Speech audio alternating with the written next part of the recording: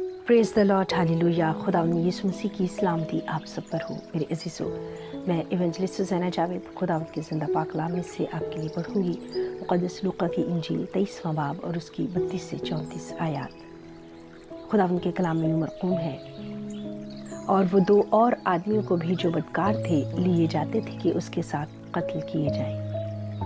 जब वो उस जगह पर पहुंचे जिसे खोपड़ी कहते हैं, तो वहां उसे मसलूब किया और बदकारों को भी, एक को दाहिनी और दूसरे को बाईं तरफ। यीशु ने कहा, ऐ बाप, इनको मुआफ़ कर, क्योंकि ये जानते नहीं कि क्या करते हैं। पाक कलाम के पढ़े और सुने जाने पर खुदा उनकी बरकत हो। आमीन। खुदा का शुक्र हो। मेरे अजीज़ों, हम सब बखूबी वाकिफ़ हैं खुदावंद यीशु मसीह, मौऊदा मसीह,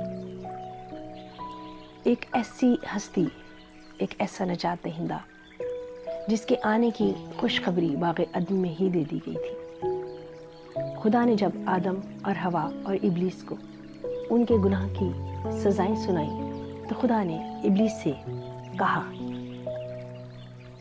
और मैं तेरे और औरत के दरमियान और तेरी नस्ल और औरत की नस्ल के दरमियान अदावत डालूंगा। वो तेरे सर को कुचलेगा और तू उसकी एड़ी पर काटेगा। आमीन। ये वो ऐलान जंग है जो खुदा बाप ने खुद किया, और ये मैदान जब खुदा यीशु मसीह की बियाबान में आजमाइश होती है, एक बार फिर सजता है, और इब्लीस खुदा यीशु मसीह के रूबरू आकर उनसे कहता है, अगर तू खुदा का बेटा है तो इन पत्थरों से कह कि रोटी बन जाए। और फिर 3 बार मुख्तलिफ किस्म की आजमाइशों में से जब खुदा यीशु मसीह कलाम के सबब से उस पर गालिब आते हैं, तो वहाँ से चला जाता है। लेकिन खुदा यीशु मसीह के सारे खिदमत के दौरान वो कहीं ना कहीं अपनी मौजूदगी का एहसास दिलाता रहता है। मुख्तलिफ लोगों के अंदर से होकर वो खुदा यीशु मसीह की अपोजिशन के लिए खड़ा रहा है। और यहाँ पर भी हम देखते हैं कि वो लोग जो खुदा यीशु मसीह को 4 दिन पहले वेलकम कर रहे हैं, डालियाँ, खजूरों की डालियाँ लेकर होशाना होशाना के नारे लगाकर उन्हें वेलकम कर रहे हैं, आज वही लोग जो हैं खुदा यीशु मसीह की मसलूबियत का बाइस बने हुए हैं। वही लोग नारे लगा लगा कर कहते हैं, इसे सलीब दे, इसे सलीब दे, इसे सलीब दे। हालांकि बादशाह तो चाहता था कि वो खुदा यीशु मसीह को उन लोगों के लिए छोड़ दे, मगर लोगों ने बराबा का चुनाव करते हुए यीशु मसीह को सलीब देने के लिए छोड़ डाला। और खुदा यीशु मसीह इन सारी बातों पर बड़ी खामोशी से तवज्जो कर रहे हैं और जानते हैं कि ये सब क्यों हो रहा है। और यही सबब है कि खुदा यीशु मसीह ने शिफायत करते हुए पहला कलमा अपने मुंह से अदा किया और कहा, ऐ बाप, इनको मुआफ़ कर, क्योंकि ये जानते नहीं कि क्या करते हैं।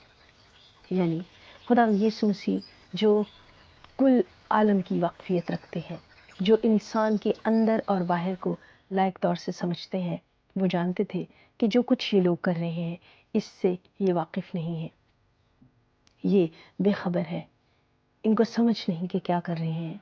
और खुदा यीशु मसीह दुख और करब की हालत में भी अपने लोगों की शिफायत करने से बाज नहीं आए। उन्होंने अपना दुख इग्नोर किया है, मगर अपने लोगों के लिए शिफायत की है कि कहीं मेरा बाप इन पर गज़बनाक ना हो जाए। यूं हमदर्दी करते हुए उन्होंने बाप से शिफायत की और कहा, इनको मुआफ़ कर, क्योंकि ये जानते नहीं कि क्या करते हैं। मेरे अजीज़ों, कलाम में लिखा हुआ है कि वो आज भी बाप की दाहिनी तरफ हमारी शिफायत के लिए मौजूद है। आज भी जब ज़मीन पर हम कुछ ऐसा करते हैं, तो खुदा यीशु मसीह हमारी शिफायत के लिए बाप के करीब, उनके नज़दीकी में है। मगर क्या हम हमेशा गुनाही करते रहें? क्या हम हमेशा खुदा उनकी नाफरमानी करते रहें और कभी अपनी ज़िंदगियों पर गौर ना करें? हम साल हर साल से एक ही काम करते आ रहे हैं। हर साल हम रूटीन के मुआफिक इबादत भी करते हैं, रोज़े भी रखते हैं, फेलोशिप्स भी करते हैं, लेकिन हकीकी तौर पर खुदा उनको जान नहीं पाते। आज वक्त है कि हम सचमुच खुदावंद को जानें, जिसने मेरे और आपके लिए दुख सहकर शिफायत की है, अपनी जान देकर, अपना खून बहाकर उसने मुझे और आपको कीमत से ख़रीदा है। हमारे गुनाहों की सज़ा उसे दी गई, وہ تو بے گناہ تھا، وہ تو گناہ سے واقف نہ تھا، تو بھی وہ میری اور آپ کی خاطر گناہ بن گیا، اور ہماری ہر طرح کی بری حالت میں بھی ہماری شفایت کرتا ہے۔ آئیے اپنے آپ کو خدا کے ہاتھ میں دے دیں، اس کے تابع ہو جائیں اور اس سے کہیں خداوند ہماری زندگی سے فقط تیرا جلال ظاہر ہو۔ آمین۔ God bless you.